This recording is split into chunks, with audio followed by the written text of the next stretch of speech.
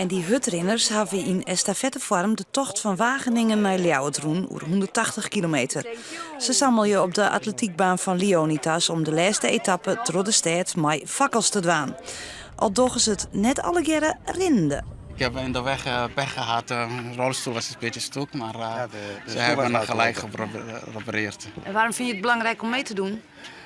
Ja, ik kom ook uit oorspronkelijk Somalië, oorlogland. En dan is het op naar de Prinsentuin.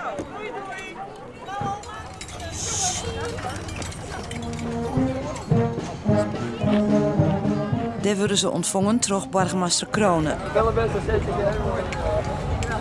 We vieren de vrijheid. Hij krijgt het 4 uur langer en daarmee is het festival openen. Voor de deelnemers om de tocht een mooi moment. Maar elk zijn eigen idee hoe vrijheid. Nou ja, ik heb veel meegemaakt in mijn leven. En ik val zelf op mannen. En daar werd ik vroeger heel erg mee gepest. En ik heb gewoon geleerd dat ik gewoon mezelf moet kunnen zijn. En daarvoor loop ik ook gewoon mee. Omdat ik dat de mensen wil doorgeven. Door je geaardheid werd jij beperkt in je vrijheid door anderen? Dat klopt, ja.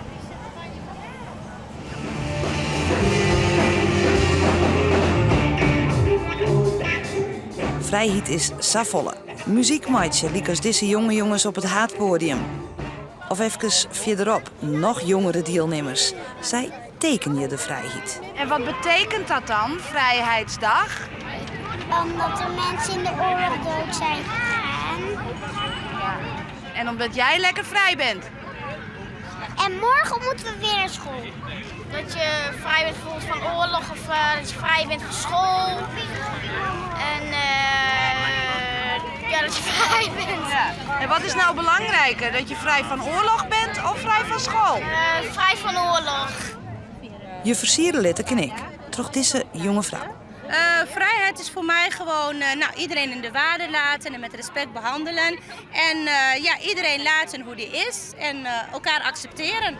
Een dag dus om stil te staan bij vrijheid en dat het zwier bevochten is en net oeral vanzelfsprekend. En ik sammaar weer voortwezen kind.